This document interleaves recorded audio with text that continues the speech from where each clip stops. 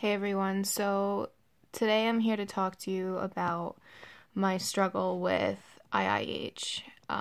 For some of you that don't know what that is, it's increased intracranial hypertension. Some may call it pseudotumor cerebrae, BIH, benign intracranial hypertension. Basically what it is for some mysterious reason that they can't figure out, your body is creating too much spinal fluid and it's putting excess pressure on your brain. And about 2 years ago I was diagnosed with this, and the journey thus far has been honestly indescribable. The doctors will tell you what you're supposed to feel, what you're supposed to do, what you're supposed to take, how you're supposed to do it, and I'm here to tell you that it's definitely different from person to person. I've seen countless doctors. Some people with IIH have excruciating headaches and swelling of the optic nerve and stuff like that. Thank God I only get the really bad headaches about half of the month, and the other half I feel like a normal person. There's nights that I'll get dizzy. There's nights that it'll be so bad where I have to lay down, or else I can't function the next day. My doctors have told me that it's supposed to be worse in the morning when you get up, and I actually feel great when I get up. I feel amazing, and it progresses throughout the day, actually, getting worse and worse. And I have a very demanding job. I'm a chef. I work sometimes 12, 14-hour days, and it's honestly definitely been a struggle. One of the number one things they tell you to do is weight loss, and I was 198 pounds. I am down to 172, and so far I haven't seen any improvements, but I'm hopeful. They want me to get down to 150 pounds, so I've been limiting salt, sugar, Starbucks, which was really hard. That was the hardest one for me.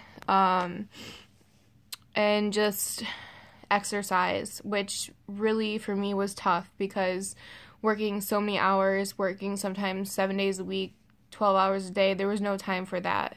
When you're managing and dealing with, people on a daily basis and stuff like that, it's hard to exercise.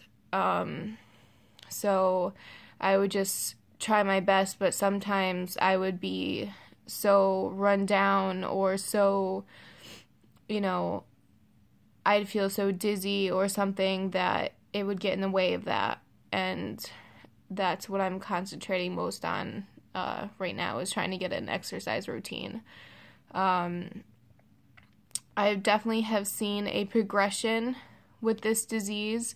It's not the same as when I first found out I had it. They actually just told me I had severe migraines and, sent me away. And then they tried telling me that it was, oh, you have high blood pressure. And then they sent me away. And then finally I went to a doctor and he's like, let's do a CAT scan and MRI, and I want you to do a lumbar puncture. And that's when I found out I had IIH. And they put me right then and there on a medicine called Diamox, which I've had a love-hate relationship with. They started me out on 1,500 milligrams a day of the extended release, and I did not tolerate it well at all, whatsoever. My body actually kind of rejected it. So they took me off the extended release and put me on the instant release tablets. I was taking 250 milligrams twice a day. And it was a really hard struggle getting used to that medication because it's not a nice or fun medication. Some people can't take it. Some people take Topamax. I, for one, could not take Topamax. I tried that. I've been, drinking a lot of green smoothies, a lot of green stuff, even though they tell you to stay away from a lot of vitamin A, because that could be, a cause of increased pressure. But I've been drinking Juice Plus and adding something called Amazing Grass to it. I've been taking a vitamin D supplement because I also been taking a acid reducer, because the amount of upset stomach and acid reflux I get from the Diamox is absolutely crazy. So I take a Nexium for that, and it's just, honestly, I find it really crazy that 2 years ago I was a normal person, and then all of a sudden I started feeling like I was gonna die, honestly. By the end of the day, I would feel like I was gonna pass out and stuff like that, and it would feel like I thought what I was getting was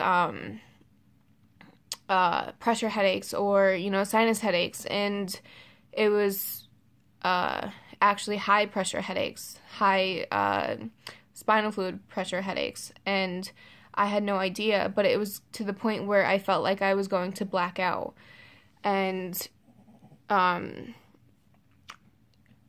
I just knew something was wrong, and I wasn't getting any answers. And right now I'm hoping, I'm going to try to do, a daily, maybe not daily, but twice a week, maybe a log of how I'm feeling and how this disease is progressing. Because like I said, it's not the same from person to person at all. Everybody's journey is different. Everybody's journey is, based on what their body can handle, how this disease is affecting them, and everything. And for me, I think because it's such a unknown or unstudied disease, that we need to get the word out there and get a cure, and we need to do something about this, because we can't go on. I, for one, really feel like it is definitely a hormonal thing. Around my menstrual cycle, I'm hardly functional. It'll get to the point where I'll get dizzy, where I'm sick to my stomach throughout the day. I've never had such bad cramps before in my life as after I was diagnosed with this. I went to the gynecologist. Everything was normal. I thought maybe he would find something. I tried begging for a hormone balance, or just to see where my hormones are at, but he doesn't think that there's a need for it.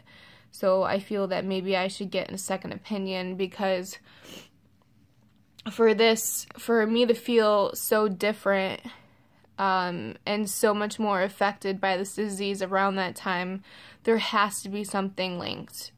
It just doesn't make sense to me why it would be so different around this time than any other time. But we'll see. And to all you out there who are struggling with this disease, hang in there. We will do something. We will find a cure. And hopefully somebody, I don't know if anyone's going to watch this, but hopefully I could help share what works for me, what doesn't, and stuff like that. And we can help each other through this, because this is the last thing that you want to go through alone, especially because we don't look sick, but we feel it.